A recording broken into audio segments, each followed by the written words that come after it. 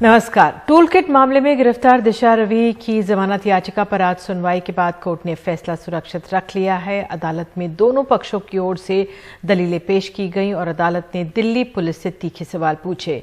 बचाव पक्ष की दलील थी कि किसी से बात करना देशद्रोह नहीं, तो पुलिस ने कहा टूल किट के समर्थक भी हैं खालिस्तानी। बहरहाल अब 23 फरवरी तक जो जमानत पर फैसला सुरक्षित है। शनिवार को दिशा रवि की जमानत याचिका पर काफी लंबी सुनवाई हुई। सबसे पहले अभियोजन पक्ष ने कहा कि दिशा रवि को सह आरोपी शांतनु के साथ बिठाकर पूछताछ करनी है। दिशा ने कई सबूत नष्ट किए हैं। जनवरी को जूम मीटिंग में शामिल हुई। टूल किट तैयार करने से लेकर ग्रेटा थुनबर्ग तक को टूल किट देने में उसी की भूमिका है। वो खालिस्तानी समर्थक एमओ धालीवाल के लगातार संपर्क में थी। शांतनु और दिशा स्थानीय साजिश करता है। सुनवाई के दौरान कोर्ट ने दिल्ली पुलिस से बार बार पूछा कि क्या टूल किट या दिशा रवि का 26 जनवरी की हिंसा से कोई लिंक है, लेकिन दिल्ली पुलिस इस पर कोई जवाब नहीं दे पाई। पुलिस ने यही कहा कि जांच चल रही है। पुलिस ने कोर्ट में कहा कि टूल किट में कई हाइपर लिंक हैं, जिसमें देश विरोधी बातें हैं। एक लिंक जेनोसाइड वॉच इंडिया का है, जिसमें नरसंहार की बातें हैं। भारत सरकार के खिलाफ एक बड़ी साजिश है। 26 जनवरी से पहले कई भ्रमित करने वाले ट्वीट या जानकारी डाली गई। पोएटिक जस्टिस फाउंडेशन और सिख फॉर जस्टिस खालिस्तानी गतिविधियों को बढ़ावा देने के लिए ये सब साजिश के तहत कर रहा था। दिशा ने टूल किट समेत कई सबूत डिलीट किए, जिससे साफ है कि वो गलत है। लिंक से ये मामला देशद्रोह का बनता है। साजिशकर्ता के लिए उपस्थित होना जरूरी नहीं है।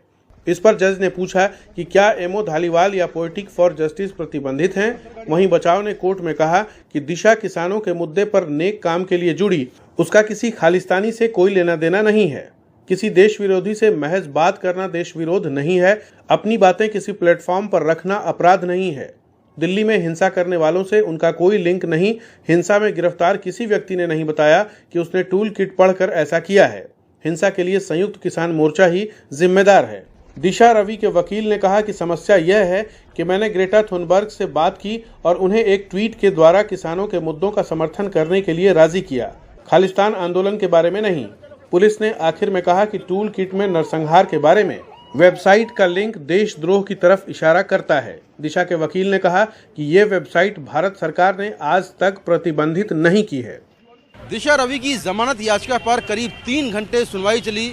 वहीं दिशा रवि की दलीलों के सामने पुलिस की दलीलें कमजोर दिखीं। अब देखना होगा कि मंगलवार को कोर्ट क्या फैसला देता है। नई दिल्ली से कैमरामैन संजय कौशिक के साथ मैं मुकेश सिंह, एनडीटीवी इंडिया।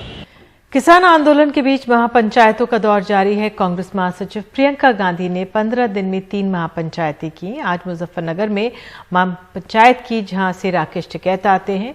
क्या है इन राजनीतिक किसान पंचायतों का सामाजिक और राजनीतिक असर? हमारे सहयोगी सौरभ शुक्ला की रिपोर्ट। 40 साल के सुशील शर्मा मुजफ्फरनगर की महापंचायत में प्रियंका गांधी को सुनने आए हैं। गन्ना किसान सुनील शर्मा का कहना है कि उन्होंने पिछली बार बीजेपी को वोट दिया था, लेकिन अब वो परिवर्तन चाहते हैं। हमने समर्थन किया परिवर्तन के हिसाब से बीजेपी को। सत्ता में कांग्रेस पार्टी थी तो लोगों का एक मिशन था कि बदलाव करेंगे, परिवर्तन करेंगे। तो इस बार भी परिवर्तन के मोड में है जनता। ये जो महंगाई है और तरह तरह के वाद विवाद पैदा हो रहे हैं, आपसी भाईचारा बिगड़ रहा है, किसान को परेशानी हो रही है बहुत ज्यादा। बुजुर्ग किसान खेड़ेराम भी 2013 में हिंदू मुसलमान दंगों का केंद्र रहे मुजफ्फरनगर में प्रियंका गांधी को देखने पहुंचे हैं।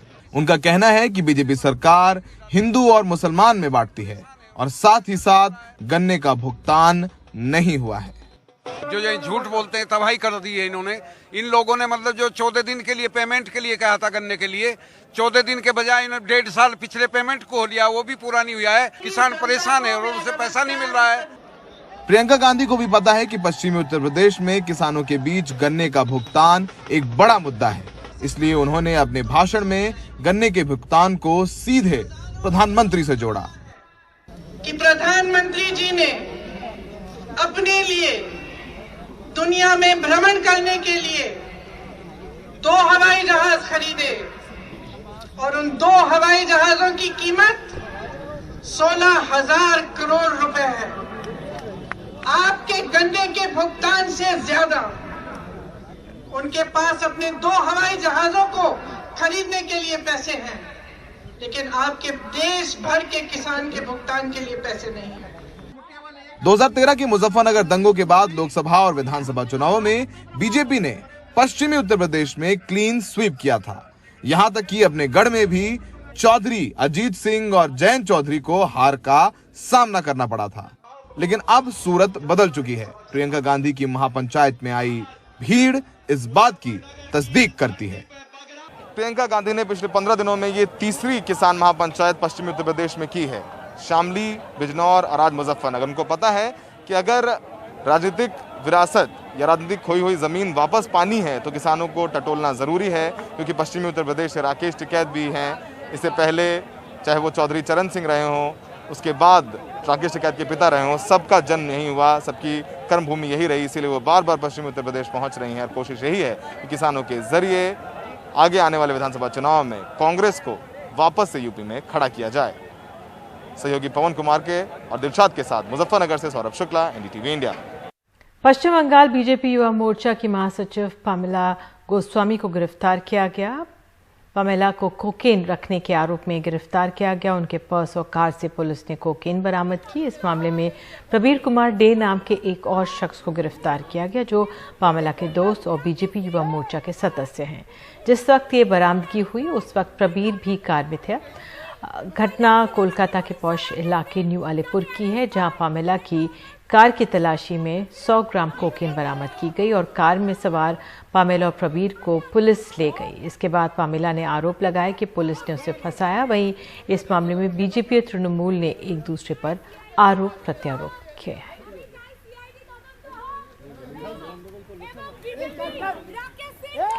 सीए कानून के जरिए देश भर में अवैध घुसपैठियों को देश से बाहर निकालने की बात करने वाली बीजेपी के उत्तरी मुंबई माइनॉरिटी सेल के अध्यक्ष बांग्लादेशी निकले हैं। मुंबई पुलिस ने फर्जी दस्तावेज के सहारे वहां रह रहे रुबेल शेख को गिरफ्तार किया है। मामले में कांग्रेस बीजेपी पर हमलावर है। बीजेपी सांसद गोपाल शेट्टी के साथ इस तस्वीर में मौजूद ये शख्स बीजेपी के उत्तरी मुंबई माइनॉरिटी सेल का अध्यक्ष रुबेल शेख है। मुंबई पुलिस ने रुबेल शेख को फर्जी दस्तावेज के साथ भारत में रहने के आरोप में पकड़ा है। पुलिस के अनुसार रुबेल बांग्लादेश का नागरिक है। मालवनी में एक बांग्लादेशी व्यक्ति के ऊपर कार्रवाई किया गया। ये व्यक्ति इलीगली भारत देश में प्रवेश किया। इनको पकड़ के उनका घर जब्ती किया तो वहाँ कुछ डॉक्यूमेंट्स मिले और ये डॉक्यूमेंट्स की चौकसी करने के बाद ऐसा पता चला कि ये फेक डॉक्यूमेंट्स हैं। तो इस आदमी के ऊपर फॉरेनर्स एक्ट और आईपीसी के फॉर्जरी और फॉल्स डॉक्यूमेंट्स के संबंधित सेक्शन लगाए गए हैं और ये कार्रवाई मालवनी पुलिस स्टेशन के एंटी टेरर सेल ने किया है। इस मामले में कांग्रेस बीजेपी को घेर रही है। सीएए कानून को लागू करने की बात करने वाली बीजेपी पर तंज कसते हुए कांग्रेस प्रवक्ता सचिन सावंत ने ट्वीट कर पूछा कि क्या ये बीजेपी का संघ जिहाद है। उत्तर मुंबई का भारतीय जनता पार्टी का अल्पसंख्यक सेल का जो जिलाध्यक्ष है, जो महत्वपूर्ण पोजीशन होती है रुबेल शेख नाम का, वो तो बांग्लादेशी निकल चुका। तो हम ये पूछना चाहते हैं भारतीय जनता पार्टी को, क्या भारतीय जनता पार्टी का ये संघ जिहाद है? क्या सीएए कानून में कुछ भारतीय जनता पार्टी के विशेष कुछ अलग प्रावधान अमित शाह जी ने किए हैं? निश्चित तौर पर देश भर में एक कानून जनता के लिए होता है और भाजपा के लिए अलग कानून होता है। रुबेल शेख के साथ अपनी तस्वीर वायरल होने के बाद बीजेपी सांसद गोपाल शेट्टी ने इस मामले में सफाई दी और बांग्लादेशियों के मामले पर कांग्रेस पर निशाना साधा। रुबेल शेख नाम का जो व्यक्ति है, निश्चित हमारे माइनॉरिटी सेल के जो अध्यक्ष है जिला के, उसने उनको पद दिया और बाद में पता चलने के बाद में पता चला कि उसको उन्होंने निष्कासित भी कर दिया। लेकिन उसको पद मिलने के बाद में वो मेरे ऑफिस में आया था और मेरे ऑफिस में आते बहुत सारे लोग फोटो निकालते हैं। मैं इस बारे में बहुत ओपन हूँ। मेरा जो काम करने का तरीका वो बता देता हूँ मुंबई शहर के लिए। जो लोग भी मेरी आवाज़ सुनेंगे, जब तक कोई भी नागरिक अपने देश में घूमता है फिरता है तो अपना देश का नागरिक ऐसा मैं मानता हूँ। मेरे साथ में जो भी आएगा फोटो मैं निकालता हूँ, लेकिन मेरे साथ में जिसका फोटो निकला है वो अगर गलत काम करता है तो मैं पुलिस को तुरंत कहता हूँ इसको पकड़ो, इसके ऊपर कार्रवाई करो। जो भी गलत, अभी बांग्लादेश का अगर नागरिक अपने देश में है तो बांग्लादेश के नागरिकों को पूरा देश में से खदेड़ने का कायदा हमने बनाया। कांग्रेस के लोग उसका विरोध कर रहे हैं। राहुल गांधी जी परसों आसाम के सभा में जाकर उन्होंने ऑन रिकॉर्ड कहा है कि हम किसी को भी देश में से बाहर निकालने नहीं देंगे। बंगाल और असम के चुनाव प्रचार के दौरान गृह मंत्री अमित शाह कई बार घुसपैठियों का मुद्दा उठा चुके हैं और उन्होंने ये भी कहा है कि जल्द से जल्द सीएए कानून को देश में लागू किया जाएगा।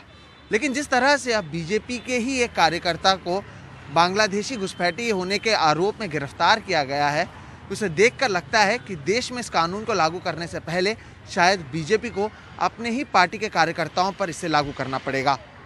मुंबई से कैमरा पर्सन प्रवीण जिरोहित के साथ सोहित मिश्रा, एनडीटीवी इंडिया।